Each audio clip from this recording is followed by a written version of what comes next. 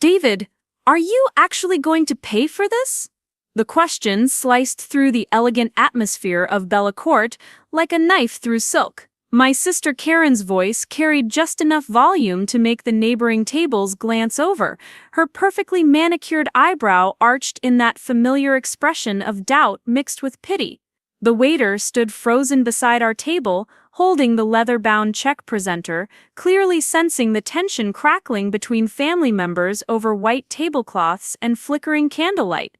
Before we jump back in, tell us where you're tuning in from, and if this story touches you, make sure you're subscribed, because tomorrow, I've saved something extra special for you. My husband David simply smiled that quiet smile I'd fallen in love with 8 years ago, the one that never wavered whether he was facing criticism or compliments. "I've got it covered, Karen. Don't worry about it."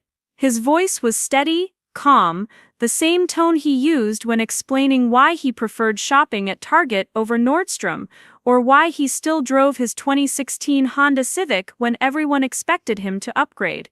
Karen's husband Brian let out a snort that he tried to disguise as clearing his throat. "Dude, this isn't Applebee's, the wine alone was $400. He gestured toward the empty bottles of Barolo that had accompanied our meal, the ones Karen had specifically ordered because she wanted to treat everyone to something really special for her birthday.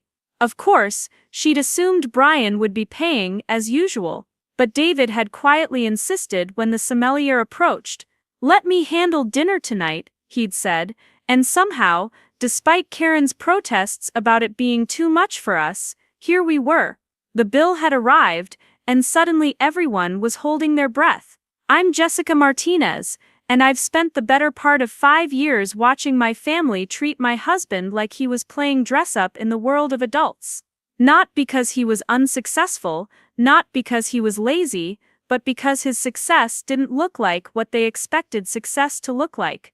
David worked from home, wore the same 3 button-down shirts on rotation, and had never once bragged about a deal he'd closed or a client he'd landed. To them, this made him small, forgettable, someone to be quietly pitied rather than celebrated. The birthday dinner at Bella Court had been Karen's idea, naturally. She'd chosen the restaurant specifically because it was the kind of place that required reservations 3 weeks in advance, where the menu didn't list prices, and where the sommelier spoke about wine pairings like he was discussing fine art. It was Karen's stage, and she loved performing on it.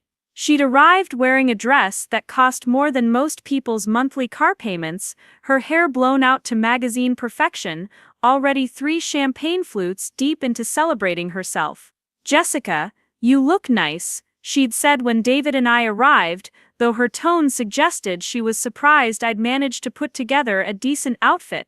I was wearing a black wrap dress from Nordstrom Rack and heels I'd bought 2 years ago, nothing fancy, but appropriate.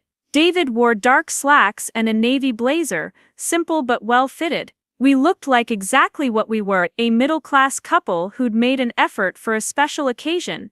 Karen's world revolved around appearances, and she'd built her identity around being the family success story. She and Brian ran a high-end real estate business specializing in luxury homes in Cherry Creek and Highlands Ranch. Their social media feeds were carefully curated showcases of closing celebrations, luxury car purchases, and vacation photos from places with names that required proper pronunciation. They lived in a sprawling house with a 3-car garage and a kitchen that belonged in a magazine spread, and Karen never let anyone forget it.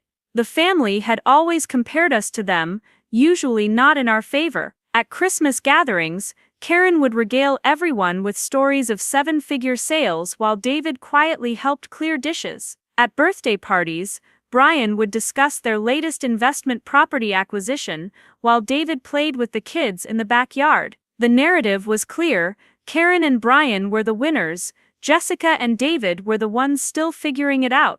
My parents, Linda and Robert, loved us both, but even they'd absorbed the family mythology. "David's so sweet," Mom would say, which in mother speak meant "bless his heart, he's trying." Dad would ask David about his little business with the same tone people use when asking children about their lemonade stands. Even my brother Michael, who worked as a pharmacy technician and lived in a one-bedroom apartment, somehow managed to seem more successful in family conversations because at least his job came with a title people understood. David ran what everyone assumed was a small consulting company. He worked from the spare bedroom in our apartment, took calls at odd hours, and traveled occasionally for meetings that he never discussed in detail. When people asked what kind of consulting, he'd say logistics and supply chain optimization in a way that made their eyes glaze over immediately. It sounded boring, technical, forgettable. Nothing like Brian's animated descriptions of staging million-dollar properties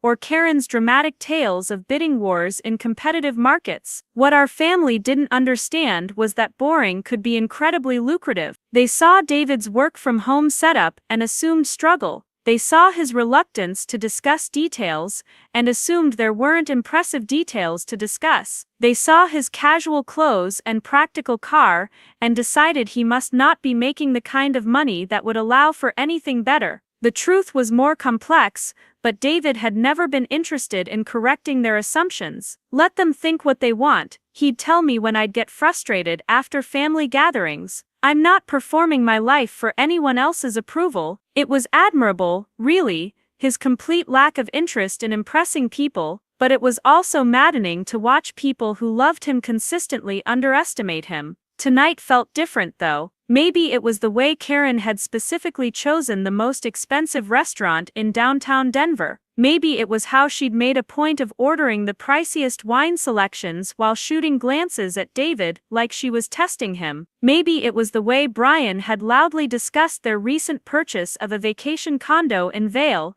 clearly establishing the evening's financial pecking order. Whatever it was, David had been unusually insistent about paying for dinner, despite my quiet suggestions that we could suggest splitting the check or finding a graceful way to let Brian handle it. The table had been set for 8, Karen and Brian, my parents, my brother Michael and his girlfriend Sarah, and David and me. The conversation had flowed predictably throughout the evening. Karen dominated with stories from her real estate world, Brian jumped in with market analysis and investment talk, and my parents asked polite questions that kept the spotlight on their successful daughter. Michael and Sarah listened attentively, occasionally contributing stories from their more modest lives that felt small in comparison. David and I had settled into our familiar roles as the quiet couple. We listened, we laughed at appropriate moments, we asked follow-up questions that showed we were engaged,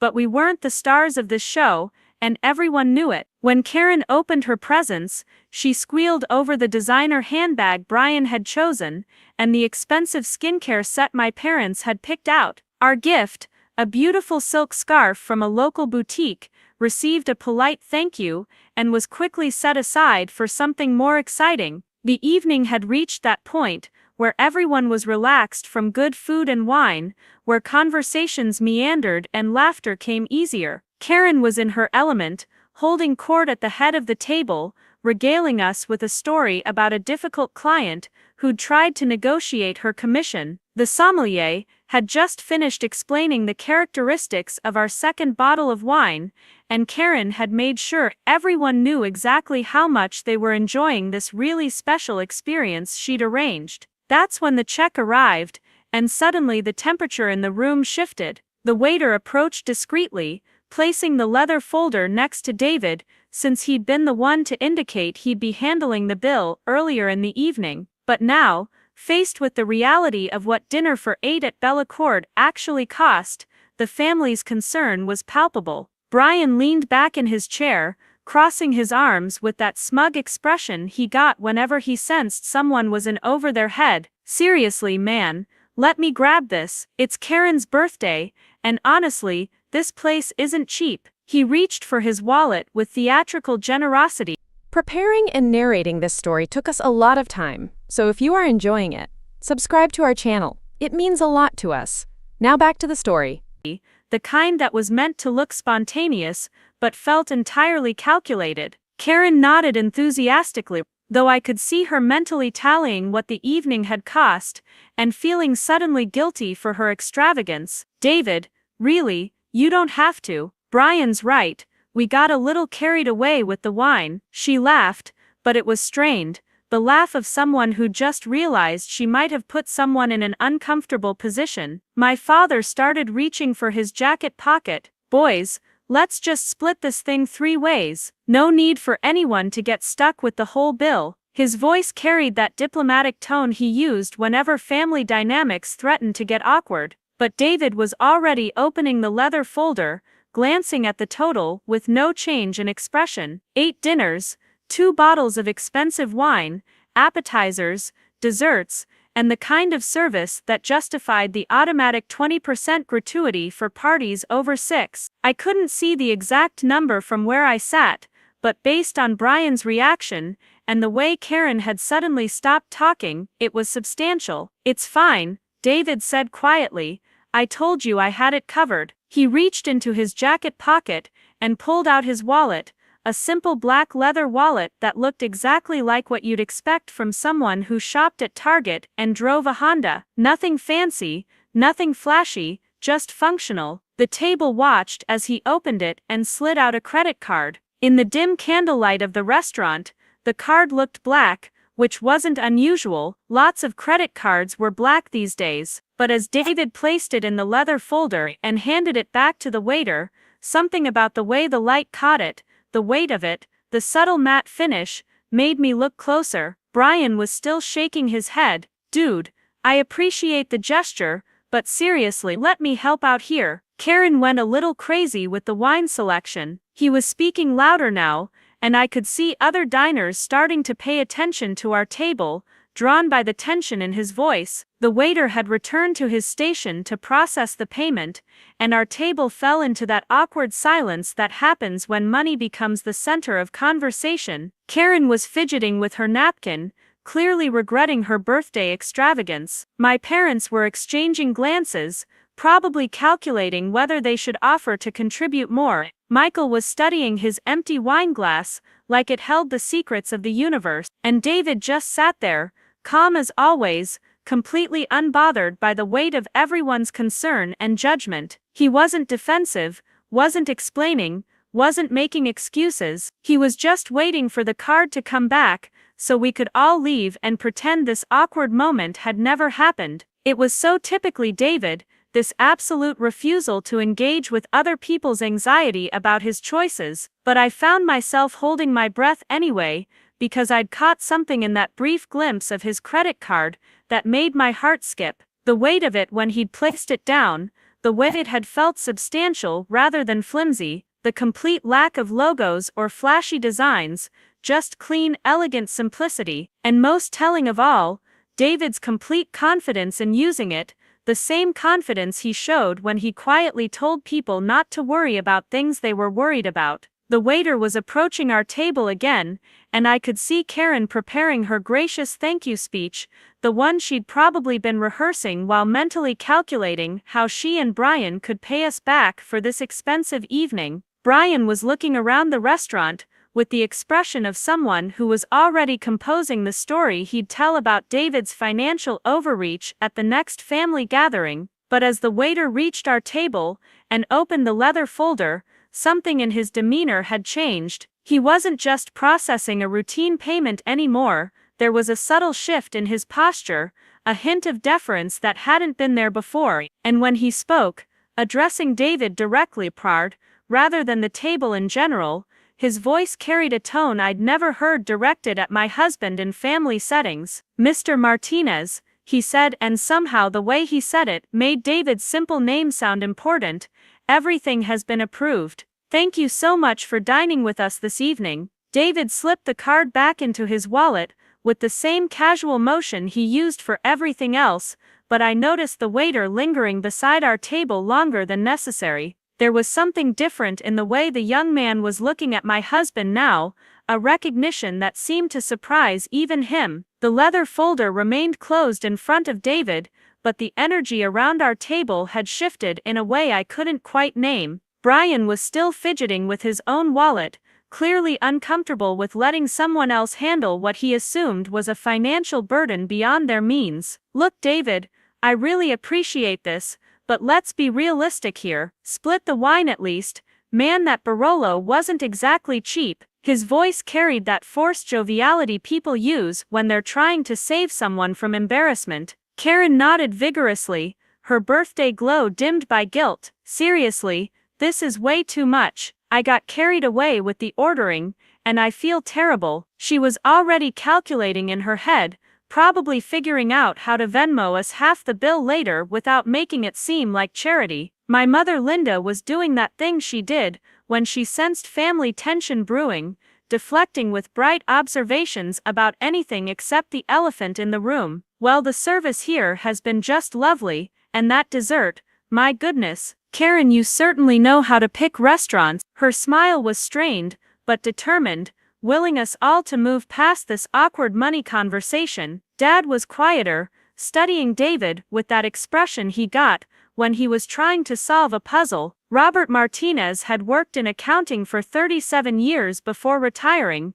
and he had a sixth sense about financial situations that didn't add up. Something about David's complete lack of stress over an obviously expensive bill was registering with him in a way that seemed to surprise him. The waiter was still standing there, and I realized he was waiting for something, not waiting for additional payment or signatures, just waiting, like he was hoping for a chance to say something else. Finally, he cleared his throat softly and leaned slightly toward David. "Excuse me, Mr. Martinez, but are you the David Martinez who owns Cascade Logistics Solutions?" His voice was respectful, almost reverent, and the question hit our table like a small bomb. Every conversation stopped. Karen's hand froze halfway to her wineglass. Brian's mouth actually fell open slightly. My parents exchanged a look that conveyed 35 years of marriage communication in a single glance. Michael, who had been scrolling through his phone under the table,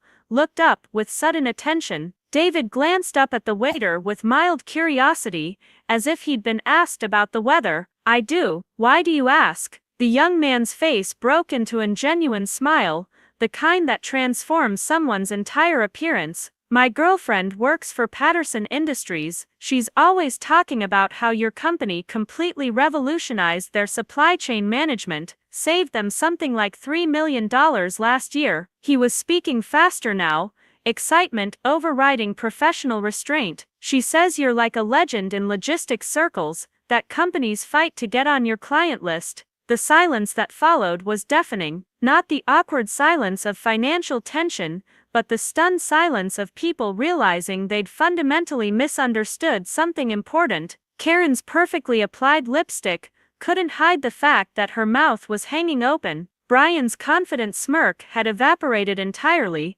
replaced by confusion, and something that might have been the first stirrings of respect. David's response was characteristically modest. "Patterson's a good company, they were ready to make changes, we just helped them see where the inefficiencies were." He spoke like he was discussing helping a neighbor fix a leaky faucet, not saving a major corporation millions of dollars. But the waiter wasn't finished. "She said your company handled the logistics for that massive Amazon distribution contract last year, the one everyone said was impossible to coordinate." He was practically glowing now, like he'd discovered he was dining in the presence of celebrity. "And something about consulting for the Port of Los Angeles during the shipping crisis." Each revelation hit the table like a separate shockwave. Amazon, the Port of Los Angeles, multi-million-dollar contracts. These weren't the kinds of projects handled by someone with a little consulting business run from a spare bedroom. These were the kinds of contracts that made headlines in business journals, the kinds of deals that required serious infrastructure and expertise. My father was the first to find his voice, though it came out rougher than usual. "David, son, you never mentioned working with Amazon." It wasn't an accusation, just bewildered confusion from a man who thought he knew his son-in-law's career trajectory. David shrugged, uncomfortable with the attention. "It wasn't really something worth bragging about, just a logistics coordination project." He was doing that thing he always did, deflecting praise and minimizing achievements, but for the first time, his family was paying close enough attention to realize what he was deflecting. The waiter sensed the family dynamic shifting, and probably realized he'd inserted himself into a private moment. "I'm sorry, I didn't mean to interrupt your evening, it's just, well, my girlfriend talks about your work all the time. She says the logistics industry has been completely transformed by companies like yours. He paused, then added with genuine admiration, she says you're one of the smartest people she's ever heard speak about supply chain optimization. Karen found her voice, but it came out smaller than usual. David, I had no idea you worked with companies like Amazon. You never said anything. There was hurt in her voice, but also confusion, like she was trying to reconcile the brother-in-law she thought she knew with this information. You never asked. David replied gently, without defensiveness. It was a simple statement of fact, delivered with the same calm tone he used for everything else, but it landed with particular weight, because everyone at the table knew it was true. The waiter excused himself, leaving our family to process this information privately. The leather folder sat unopened in front of David, but somehow it seemed less important now. Whatever the bill total was, it was clearly not a financial stretch for someone whose company had saved Patterson Industries $3 million and coordinated impossible Amazon contracts. Brian was the first to attempt recovery, though his usual confidence was notably absent. Man, you really kept that under wraps. I mean, Amazon, that's huge. He was trying to sound casual, but I could hear him recalculating everything he thought he knew about David's professional status. My mother was looking at David like she was seeing him for the first time. Honey, why didn't you ever tell us about these big companies you work with? We had no idea you were doing such important work. Her voice carried a mixture of pride and bewilderment, like a parent discovering their child had been secretly winning awards. David glanced around the table, taking in the stunned faces of his family. I figured, if you wanted to know about my work, you'd ask specific questions. Most people's eyes glaze over when I start talking about supply chain optimization and logistics coordination. He wasn't being defensive or accusatory, just honest about his experience of family conversations. Michael spoke up for the first time in the conversation. But dude, you always made it sound like you just helped small businesses with their shipping or whatever. Amazon isn't small business. His voice carried a note of respect that had never been there before when discussing David's career. Amazon started as a small business, David replied with a slight smile. Most of my clients started small. I've just been working with some of them for a long time. It was such a David response, technically accurate but completely understating the significance of maintaining long-term relationships with companies that had grown into industry giants. The reality was sinking in around the table. David wasn't struggling to make ends meet with a small consulting business. He wasn't the family member who needed gentle encouragement or helpful suggestions about more stable career paths. He was running a company that major corporations competed to work with, handling projects that made national business news, saving clients millions of dollars. Karen was struggling visibly with this new information. But David, you drive that old Honda,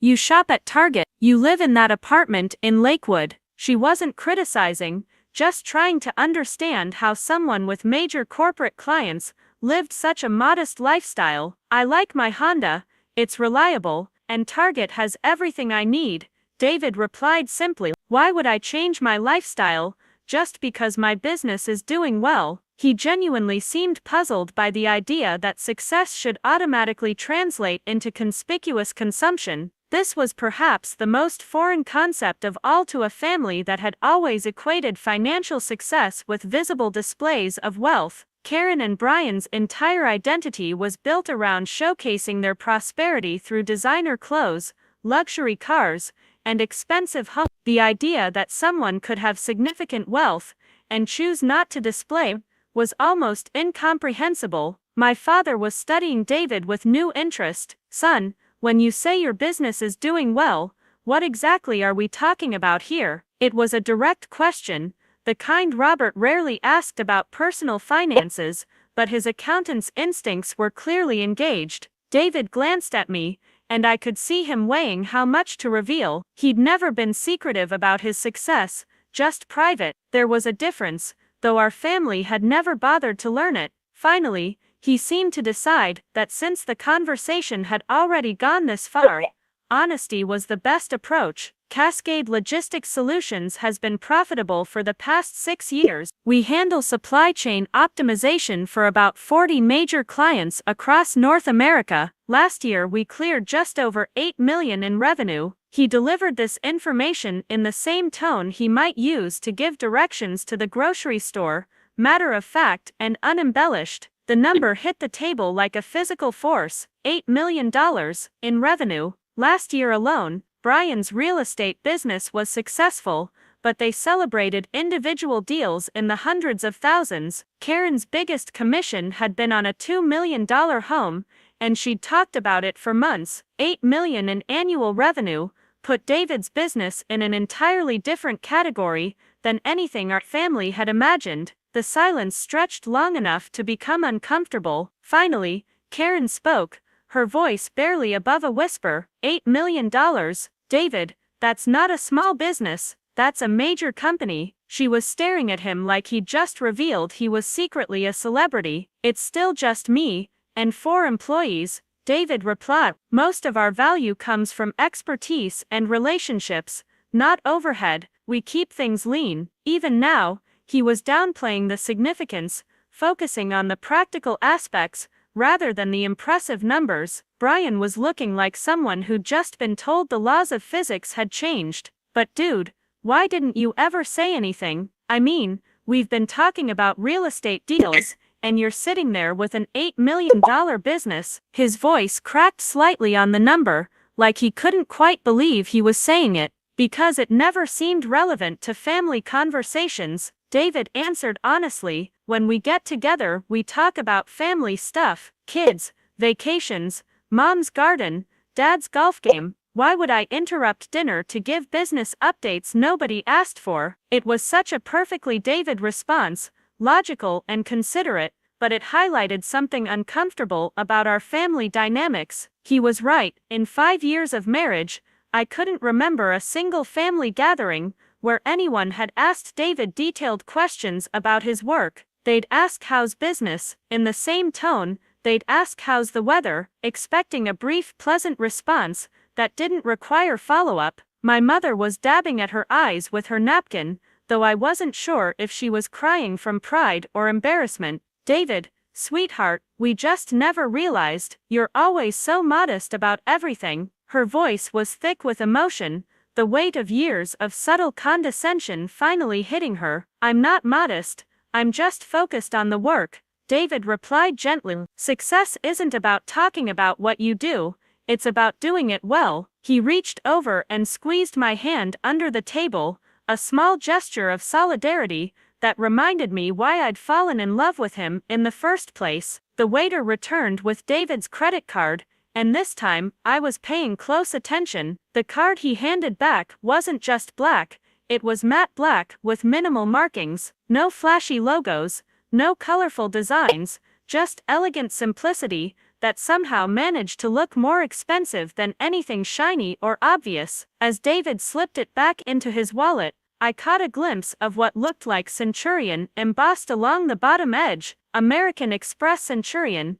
the invitation-only black card that required not just wealth but significant spending patterns to qualify, the card that came with personal concierge services and airport lounges and the kind of privileges that money alone couldn't buy, the card that Brian had probably read articles about but never actually seen in person. Brian must have noticed too, because he was staring at David's wallet with an expression I'd never seen before, not jealousy exactly, but something like awe mixed with confusion. Is that a Centurion card? He asked, his voice smaller than usual. David glanced down at his wallet like he'd forgotten what card he'd used. Yeah, it's convenient for business travel. Again, that casual understatement that somehow made the achievement more impressive rather than less. Karen was Googling frantically on her phone under the table. I could see her screen from where I sat, and she was reading a Centurion card requirements, invitation only,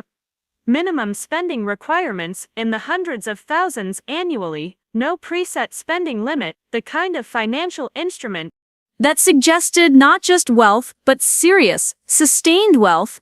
David, she said slowly, still staring at her phone, it says here you have to spend over $200,000 a year just to qualify for this card. She looked up at him with something approaching disbelief. And that's after they invite you. Business expenses add up, David replied with a shrug. Client meetings, travel, equipment. It's just easier to put everything on one card for accounting purposes. He was making it sound practical rather than impressive, but everyone at the table was beginning to understand that David's version of practical operated on a completely different scale than anything they'd imagined. The evening was winding down, but the mood had shifted entirely. What had started as Karen's birthday celebration, with her as the successful sister showing off at an expensive restaurant, had become something else entirely. Not a competition exactly, but a revelation that had reordered everyone's understanding of family hierarchy. As we gathered our coats and prepared to leave, I watched my family process this new reality. Karen, who had always been the wealthy sister, was quiet in a way I'd never seen. Brian, who usually dominated conversations with financial talk, seemed subdued. My parents were looking at David with a mixture of pride and bewilderment, like they'd discovered they'd been housing a celebrity without realizing it. David remained exactly himself throughout all of this, neither defensive about his previous privacy nor smug about the revelation. He helped my mother with her coat, thanked the waiter genuinely for the excellent service, and made sure everyone had their belongings before we headed toward the exit. But as we walked through the elegant dining room of Bella Court, I noticed something that hadn't happened before in our family outings. People were paying attention to David. Not because he was being loud or flashy, but because he carried himself with the quiet confidence of someone who belonged in rooms like this. The maitre d' nodded respectfully as we passed, the sommelier caught David's eye and smiled like he was acknowledging a fellow professional. For the first time in our relationship, I was seeing my husband through other people's eyes instead of through the lens of family assumptions. And what I saw was someone who commanded respect without demanding it, who had built something significant without needing to announce it, who had achieved the kind of success that most people only dream about while maintaining the same humble character that had attracted me to him in the first place.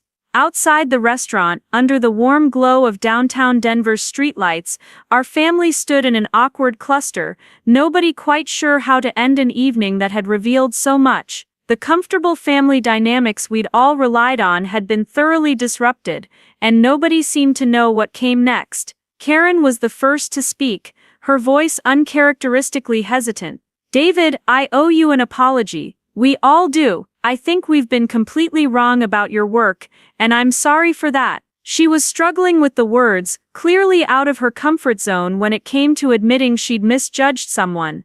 David's response was gracious, as always. "You don't owe me anything, Karen. You never asked, so I never told you. That's not your fault." But even his generosity couldn't entirely smooth over the years of subtle dismissal that everyone was now remembering with uncomfortable clarity. The ride home to our apartment in Lakewood was quiet, both of us processing the evening's revelations. I found myself looking at David differently, not because he'd changed, but because I was finally seeing him the way the rest of the world saw him. My family's blindness to his success had somehow become my own blindness, and I was only now realizing how much I'd internalized their assumptions about his modest lifestyle and quiet demeanor. As we pulled into our apartment complex, past David's practical Honda and up to our ordinary building, I understood something that had taken me 5 years of marriage to fully grasp. David wasn't successful despite his modesty and simplicity. He was successful because of it. While Karen and Brian spent their energy showcasing their wealth, David had been quietly building something real. While they focused on looking successful, he'd been focused on actually being successful. The evening had started with my sister's birthday celebration and ended with the quiet revelation that the person everyone had been overlooking was actually the most accomplished person at the table. Not through any fault of his own, but simply because he'd never felt the need to prove anything to anyone, and in a family that measured success by its visibility, David's invisible success had been the most significant achievement of all. The drive back to our apartment complex felt different than any ride we'd taken together in 5 years of marriage. David's hands rested casually on the steering wheel of his Honda Civic, the same hands that had just signed for an $800 dinner without a moment's hesitation, the same hands that apparently typed emails coordinating multi-million-dollar logistics operations, while I assumed he was struggling to land small consulting gigs. The familiar hum of the engine that I'd always associated with our modest lifestyle now seemed like a deliberate choice rather than a financial limitation. We lived in Lakewood, a comfortable middle-class suburb about 20 minutes west of downtown Denver, in a well-maintained but unremarkable apartment complex called Mountain View Terrace. 2 bedrooms, 2 bathrooms, updated kitchen, small balcony overlooking the parking lot, and a distant view of the mountains that justified the name. It was the kind of place young professionals lived when they were saving money and building towards something bigger. At least, that's what I'd always assumed we were doing. David parked in his usual spot, number 247, next to my silver Subaru Outback that we'd bought used 3 years ago after my old car finally gave up. As we walked up the exterior stairs to our second-floor unit, I found myself seeing everything with new eyes. The apartment that had always felt like a stepping stone suddenly felt like a choice. David wasn't living here because he couldn't afford better, he was living here because this was enough for him. Inside, our home looked exactly the same as it had when we'd left for dinner 4 hours earlier, but somehow the context had shifted entirely. The modest furniture we'd collected over the years, the small dining table where David often worked on his laptop, the second bedroom that served as his office, all of it took on new meaning. This wasn't the home of someone still figuring things out financially. This was the home of someone who had figured things out and chosen simplicity over ostentation. David headed straight to the kitchen and started making coffee, his usual post-dinner routine. I watched him move around our small kitchen with the same easy familiarity he'd always had, reaching for the coffee filters in the cabinet above the sink, measuring grounds into our basic coffee maker that he'd bought at Target 5 years ago and never felt the need to upgrade. Everything about him was exactly the same, but my understanding of who he was had been fundamentally altered. "You're being quiet," he observed, glancing over at me as the coffee maker began its familiar gurgling. "Everything okay?" I was sitting at our small kitchen table, still processing the evening's revelations. "David, can I ask you something?" I said, then realized I didn't know how to formulate the question that was bothering me. Have I been completely blind this whole time? He poured coffee into 2 mugs, added cream to mine the way I liked it, and joined me at the table. Blind to what? To who you are. To what you've built. To the fact that while I thought we were both struggling to get ahead, you've apparently been running a multi-million-dollar company. The words came out more accusatory than I'd intended, though I wasn't sure who I was accusing. David sipped his coffee thoughtfully before responding. "Jessica, you know exactly who I am. You know I work hard, you know I care about my clients, you know I try to solve problems efficiently. The dollar amounts attached to that work don't change who I am as a person, but they change everything about our situation," I protested. "I've been worried about money, about our future, about whether we'd ever be able to afford a house, or kids, or any of the things I thought we were working toward. And you've been sitting on enough success to buy whatever we want. Have you been worried about money?" David asked genuinely. "I mean, have we ever not been able to pay for something you wanted? Have I ever said we couldn't afford something?" I thought about it honestly. We'd never struggled to pay bills, we'd taken nice vacations when I wanted to travel. When I'd mentioned wanting to redecorate the living room, David had immediately agreed to the expense. When my car had needed major repairs last year, he'd suggested we just replace it without any discussion of budgeting or financial strain. I'd attributed all of this to careful money management and living within our means, not to the fact that our means were apparently much more substantial than I'd realized. I guess I just assumed we were being careful with money because we had to be careful, I admitted. "You never acted like someone who had access to unlimited resources." "I don't have unlimited resources," David corrected gently. "I have a successful business that requires constant attention and smart decisions to maintain. That success gives us financial security, but it doesn't change the fact that I think most expensive things are overpriced and unnecessary. This was vintage David, practical and logical even when discussing revelations that had shaken our family's entire understanding of reality. But it raised questions I'd never thought to ask before. David, why didn't you tell me about the Amazon contract, or the Port of Los Angeles thing? These are huge accomplishments. I'm your wife, shouldn't I know about the major milestones in your career? He was quiet for a moment, considering his answer. You know how when you have a good day at work, you come home and tell me about it. About the patient who finally understood the treatment plan, or the insurance approval that came through faster than expected. I nodded. I worked as a physical therapist at a rehabilitation clinic, and I did often share the small victories and frustrations of my job. You never start those stories by telling me how much money the clinic made that day, or what your salary contribution was to the overall practice revenue. You tell me about the work itself, about helping people, about the satisfaction of doing something well. David leaned forward slightly.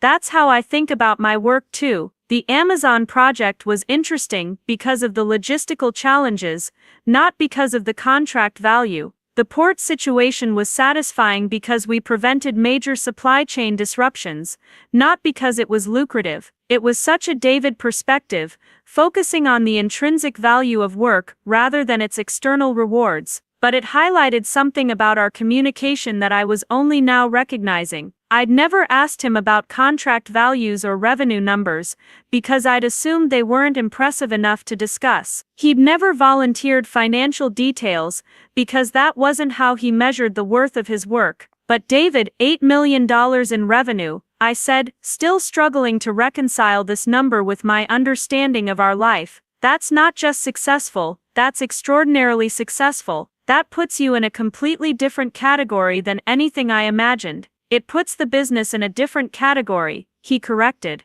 It doesn't change the fact that I still prefer cooking at home to eating out, or that I'd rather read than watch television, or that I think most luxury items are solutions to problems I don't have. This was perhaps the most difficult thing for me to understand. I'd grown up in a family where financial success was meant to be displayed, where achievement was valuable partly because it allowed you to buy things that showed other people you'd achieved something. David's complete disconnection between earning money and spending money was foreign to everything I'd learned about how success was supposed to work. Don't you want a nicer car? I asked, or a bigger place, or anything that reflects what you've accomplished. David smiled, the patient smile he used when he thought I was missing something obvious. Jessica, I have everything I want. I have work that challenges me, clients who respect what I do, enough financial security that we never have to worry about paying for anything we actually need, and a wife who married me when she thought I was just a guy with a small consulting business. Why would I want to change any of that? The last part hit me harder than I expected. David was right. I had married him when I thought he was just starting out professionally, when I assumed we'd be building our financial future together from the ground up. I'd fallen in love with his kindness, his intelligence, his work ethic, and his complete lack of ego about his achievements. None of those qualities had changed with tonight's revelations, but I was realizing how much my own perspective had been influenced by external measures of success. Your family's reaction tonight, that's exactly why I don't talk about the business side of my work, David continued. The moment people hear certain numbers or client names, they stop seeing you as a person and start seeing you as a financial entity. Karen spent the entire ride home Googling logistics companies and trying to figure out my net worth instead of just processing the fact that she'd misunderstood something about someone she's known for 5 years. He was right about that too. I'd watched Karen's behavior shift throughout the evening, from condescending concern to awkward deference,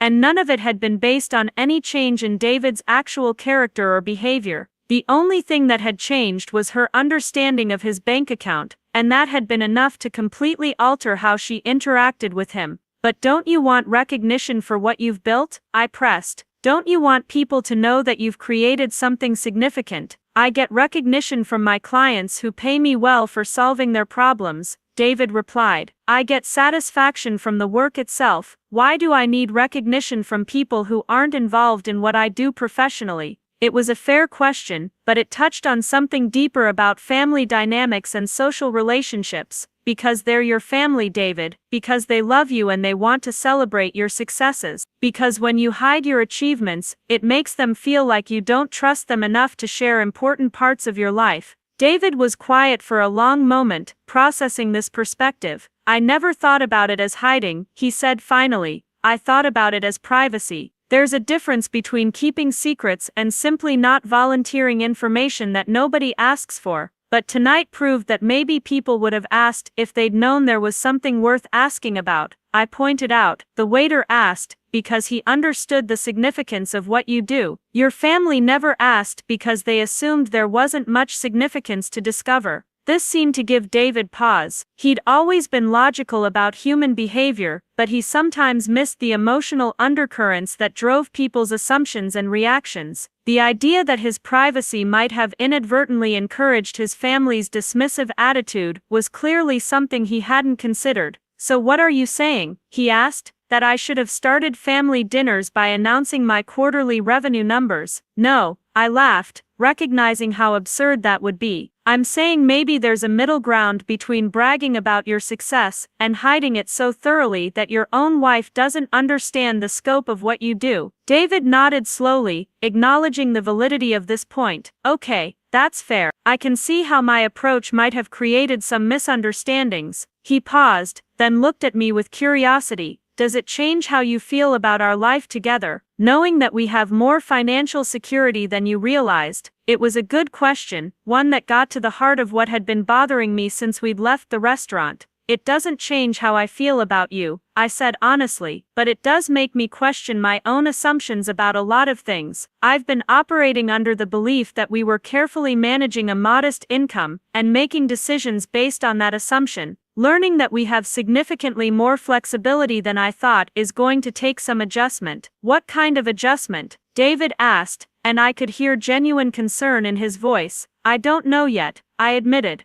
I guess I need to figure out what I want our life to look like, now that I understand what's actually possible. And I need to figure out why I never asked you the kinds of questions that might have led to this conversation years ago. David reached across the table and took my hand. Jessica, the reason you never asked is because you married someone you were happy with exactly as he was. You weren't looking for hidden wealth or secret success because you were satisfied with the person you thought you'd married. That's not a flaw in your character, it's evidence of your character. He was being generous, as always, but I wasn't sure I deserved such a charitable interpretation, or it's evidence that I was so influenced by my family's assumptions that I stopped seeing you clearly. Maybe it's both, David suggested. Maybe family dynamics are complicated, and it's possible to love someone completely while still being influenced by outside perspectives about who they are. This felt like the most honest assessment of what had happened. I had loved David completely, but I'd also absorbed my family's subtle suggestions that he was the less successful partner in our marriage, that he was sweet but not particularly impressive professionally, that he was someone to be encouraged rather than celebrated.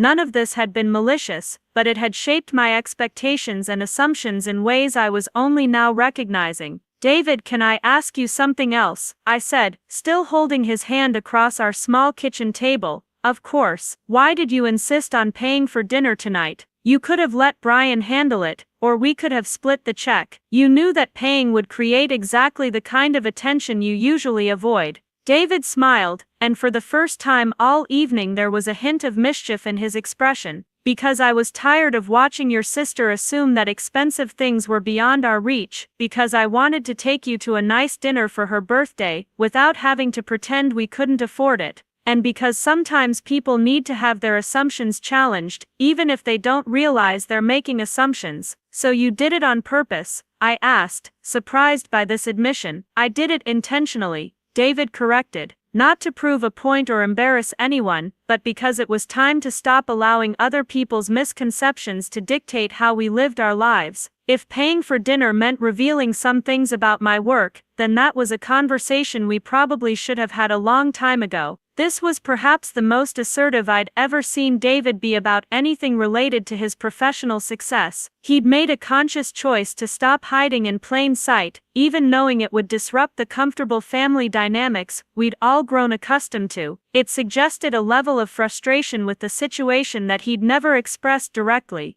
Have you been bothered by my family's attitude toward you? I asked, realizing I'd never thought to check in with him about this. Bothered is too strong a word, David replied thoughtfully, but I've noticed the assumptions, and I've wondered sometimes what it would take for them to see me differently. Tonight I found out, and how do you feel about their reaction? Honestly, a little disappointed that it took 8-figure revenue numbers to earn basic respect for my work, David admitted, but also hopeful that maybe now we can have more genuine conversations about what everyone actually does professionally, instead of just polite small talk that avoids any real substance. This touched on something that had bothered me too, though I'd never articulated it clearly. Our family gatherings had always been somewhat superficial, focused on safe topics that didn't risk exposing anyone's insecurities or challenging anyone's assumptions. Tonight's revelation had forced everyone into deeper, more honest territory, which was uncomfortable but potentially valuable.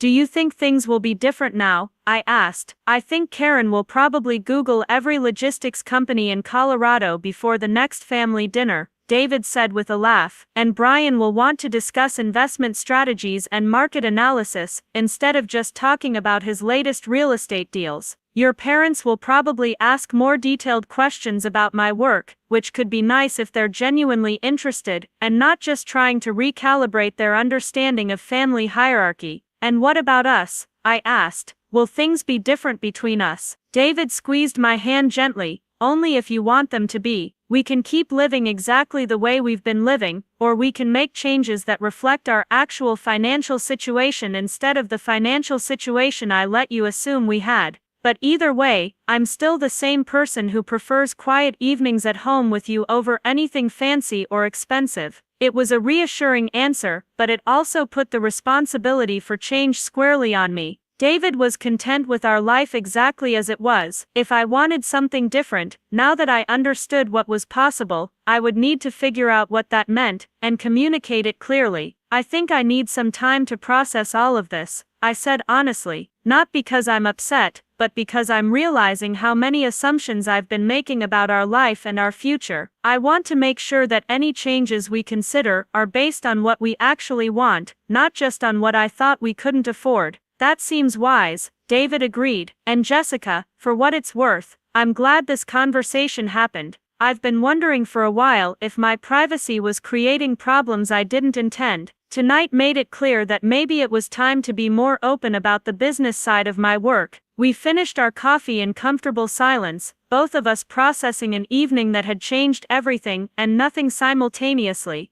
David was still David, kind and humble, and completely unimpressed with his own success. Our apartment was still our apartment, modest and comfortable and perfectly adequate for our needs, but the context around all of it had shifted in ways that would take time to fully understand. As we got ready for bed, I found myself looking at David differently than I had that morning, not because he'd changed, but because I was finally seeing him the way the rest of the professional world saw him. Competent, successful, quietly impressive in ways that didn't require announcement or validation. It was attractive in a way I hadn't expected, this glimpse of my husband as the respected business owner he'd always been. Lying in bed that night, listening to David's steady breathing beside me, I realized that tonight's revelation wasn't really about money or business success. It was about the difference between who people are and who we assume they are, about the stories we tell ourselves about the people closest to us, and about the danger of allowing other people's perspectives to shape our understanding of our own lives. David had spent 5 years being exactly who he was while allowing everyone around him to misunderstand him completely. He'd built something extraordinary while living modestly, achieved significant success while remaining humble, and maintained his values while accumulating wealth. He'd never lied about anything, never misrepresented his situation, never pretended to be anything other than exactly who he was. The misunderstanding had been entirely on our side, a collective failure to ask the right questions or look beyond surface appearances. And while tonight had corrected that misunderstanding, it had also revealed something more fundamental about family dynamics, assumptions, and the stories we tell ourselves about success and worth.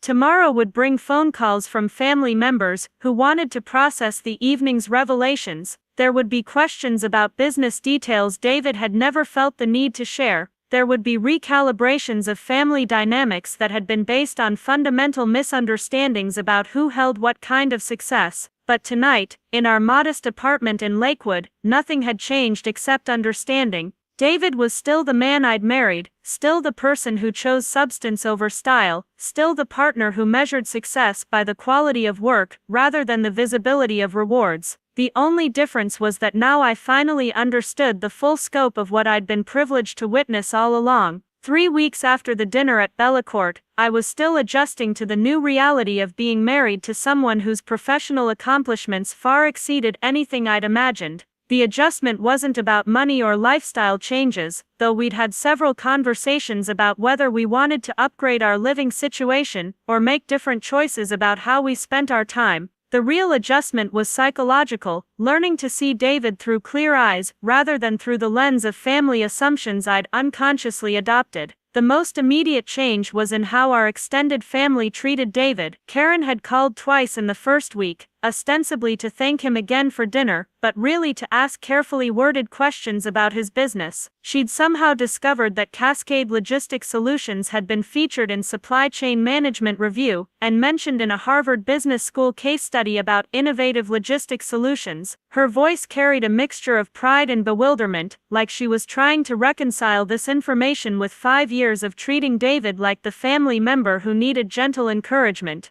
Brian had sent David a LinkedIn connection request along with a message about exploring potential synergies between real estate and logistics. David had accepted the connection, but politely deflected the business overture, explaining that Cascade's client base was already at capacity. This was apparently another revelation for Brian, who had assumed that any business would welcome additional opportunities for growth and revenue. My parents had been processing the information in their own way. Dad had done what Dad always did when confronted with something that challenged his understanding. He'd researched it thoroughly. He'd spent hours reading about the logistics industry, supply chain optimization, and the companies David had mentioned working with. The depth of his research suggested he was trying to educate himself enough to have meaningful conversations about David's work, which was touching in its own way. Mom had taken a more emotional approach, calling to apologize for not being more supportive over the years.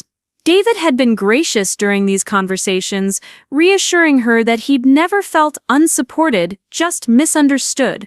But I could tell he was uncomfortable with the sudden shift in attention, and the implication that his worth to the family had somehow changed based on financial revelations. The most significant change, however, was in my own relationship with David and my understanding of our marriage. Learning about his professional success had forced me to examine assumptions I'd made about everything from our future plans to our daily decisions.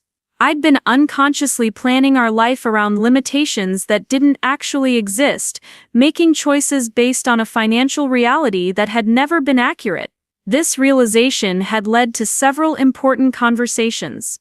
David had patiently answered questions I should have asked years ago about his work, his clients, his business goals, and his perspective on money and success. He'd explained that Cascade Logistics Solutions had grown organically from a small consulting practice to a significant operation, but that he'd deliberately kept the growth manageable to maintain the quality of service that had built his reputation. I could hire 20 more people and chase every opportunity that comes along, he'd told me during one of these discussions. But that would change the nature of what we do. Right now, I personally review every project, I know every client's specific needs, and I can guarantee the level of service that keeps them coming back. Scale that up too much, and it becomes a different kind of business entirely. It was such a David perspective, prioritizing substance over expansion, focusing on doing excellent work rather than maximizing revenue. But it also helped me understand why he'd been content with our modest lifestyle, despite having the means for something more elaborate. His business philosophy and personal philosophy were completely aligned. Do good work, maintain relationships, focus on quality over quantity, and measure success by satisfaction rather than size. This philosophy extended to every aspect of his life, including our marriage. David had never felt the need to impress me with expensive gestures or luxury purchases because he measured the strength of our relationship by different metrics entirely. Time spent together, shared values, mutual respect, emotional support during difficult periods, these were the things that mattered to him in a partnership. Understanding this had made me reconsider my own values and priorities. I'd grown up in a family where love was often expressed through material gestures, where financial success was seen as evidence of personal worth, where achievement was measured by external validation. David's approach was fundamentally different, and being married to him had gradually shifted my own perspective without me fully realizing it. The revelation about his business success had initially made me question whether I'd been living below our means unnecessarily, whether we'd been limiting ourselves based on misunderstandings about our financial situation. But deeper reflection had helped me realize that we'd actually been living according to our values, which happened to align with financial modesty regardless of what we could technically afford. We'd taken meaningful vacations to places we wanted to explore rather than expensive trips to impressive destinations. We'd furnished our home with pieces we liked rather than items chosen to signal wealth or status. We'd spent money on experiences and necessities rather than accumulating possessions for their own sake. Learning that we could afford more hadn't suddenly made us want more. This realization had been reinforced by watching Karen and Brian's reaction to David's success. They'd immediately started discussing upgrade possibilities, investment opportunities, and lifestyle changes that would better reflect his position. The assumption seemed to be that having money required spending money, that financial success was meaningless unless it translated into visible consumption. David had listened politely to these suggestions but shown no interest in implementing them. He'd explained that he liked our apartment, enjoyed his Honda, and had no desire to complicate his life with expensive possessions that required maintenance, insurance, and attention he'd rather devote to work or relationships. This had clearly puzzled Brian, who seemed to view wealth as a tool for acquiring status symbols rather than simply as security and freedom. The contrast had highlighted something important about David's character that I was only now fully appreciating. His contentment wasn't dependent on external circumstances or material acquisitions. He'd built a successful business not to fund an expensive lifestyle, but to create the freedom to live according to his values without financial stress. The money was a byproduct of good work, not the goal of the work itself. This perspective had influenced how we'd ultimately decided to handle our new understanding of our financial situation. Rather than making dramatic changes to our lifestyle, we'd made subtle adjustments that reflected our actual priorities. We'd increased our charitable giving, started contributing more aggressively to retirement accounts, and established an emergency fund that could cover several years of expenses if necessary. We'd also made one significant change that felt meaningful to both of us. We'd started planning for the family we wanted to have. Children had always been part of our long-term vision, but I'd been approaching the timeline cautiously, worried about the financial implications of reduced income and increased expenses. Learning that David's business provided substantial security had accelerated our timeline in a way that felt exciting rather than stressful. We could start trying soon, David had said during one of our planning conversations. The business is stable, we have good health insurance, and honestly, I'd love to be a dad while I'm still young enough to keep up with kids. The casualness with which he'd approached this major life decision had initially surprised me, but I'd come to understand it as another example of his practical approach to planning and decision-making. The family dynamics had also settled into a new equilibrium over the 3 weeks since the dinner. Karen had stopped asking probing questions about David's business and had returned to her usual focus on her own real estate successes, though she now included David more naturally in conversations about professional achievements. Brian had abandoned his attempts to create business connections and had begun treating David more as an equal in discussions about investments and financial planning. My parents had found their own way to process the new information. Dad had become genuinely interested in David's work and had started asking thoughtful questions about logistics challenges and solutions.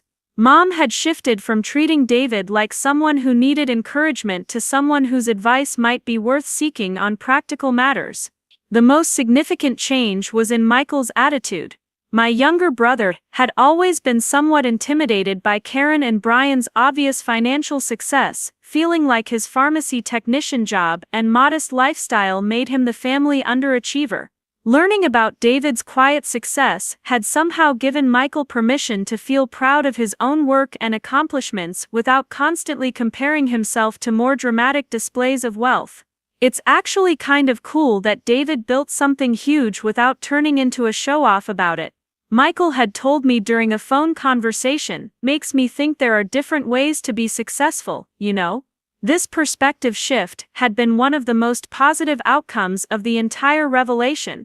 The evening that had started as Karen's birthday celebration had ultimately become a lesson about assumptions, values, and the difference between who people are and who we think they are. David had spent 5 years being consistently himself while everyone around him constructed narratives about his life based on incomplete information and their own biases about success and achievement. The most profound realization for me had been recognizing how much I'd allowed other people's perspectives to influence my understanding of my own husband. I'd loved David completely, but I'd also unconsciously absorbed family suggestions that he was the less impressive partner in our marriage. This hadn't been malicious on anyone's part, but it had shaped my expectations and assumptions in ways that had limited my ability to see him clearly. Understanding David's professional accomplishments hadn't changed my feelings about him, but it had changed my appreciation for the choices he'd made throughout our relationship. His modesty wasn't a limitation, it was evidence of security and confidence. His practical approach to money wasn't restrictive, it was values-based. His focus on substance over style wasn't boring, it was authentic. The Black American Express Centurion card that had stunned our family wasn't important because of its exclusivity or status implications. It was important because it represented David's approach to everything practical, efficient, and completely uninterested in impressing anyone. He'd qualified for the card through business spending, he used it for convenience, and he'd never mentioned it because it wasn't relevant to any conversation we'd had about personal finances. This approach extended to every aspect of his success. David had built Cascade Logistics Solutions into a multi-million-dollar operation while maintaining his values, his relationships, and his character. He'd achieved financial security without compromising his integrity or authentic self. He'd succeeded quietly, consistently, and completely on his own terms. 3 weeks after the dinner at Bella Court, I was married to the same man I'd always been married to, but I was finally seeing him with the clarity he deserved. David Martinez, successful business owner, respected industry expert, and the kind of person who commanded respect without demanding it. But more importantly, David Martinez, my husband, who had chosen to build a life with someone who loved him before she understood the full scope of what he'd accomplished. The revelation hadn't changed our daily routine, our living situation, or our fundamental relationship dynamic. We still had coffee together every morning, cooked dinner at home most evenings, and spent weekends reading, hiking, or visiting family. David still wore his simple button-down shirts, drove his practical Honda, and approached life with the same calm competence that had attracted me to him originally. The difference was in my appreciation for these choices and my understanding of what they represented. David wasn't living modestly because he had to, he was living modestly because he wanted to. He wasn't avoiding displays of wealth because he couldn't afford them, he was avoiding them because they didn't align with his values. He wasn't downplaying his success because he was insecure about it, he was downplaying it because he measured success differently than most people. This understanding had deepened my respect for him and my appreciation for the life we'd built together. We weren't just a young couple figuring things out financially, we were partners who had chosen to prioritize substance over style, relationships over possessions, and authentic satisfaction over external validation. These choices had been made consciously by David and unconsciously absorbed by me, creating a shared approach to life that felt more meaningful than anything we could have purchased. As I reflected on the 3 weeks since our family's assumptions had been so thoroughly corrected, I realized that the most important revelation hadn't been about David's business success. It had been about the value of seeing people clearly, asking meaningful questions, and understanding that achievement comes in many forms. David had been extraordinary all along, it had just taken a black credit card and a curious waiter to help everyone else notice. The story of that evening had become family legend, but not in the way I'd expected. Rather than becoming a tale about hidden wealth or dramatic revelations, it had become a story about the importance of genuine curiosity about the people we love. Karen now asked more thoughtful questions.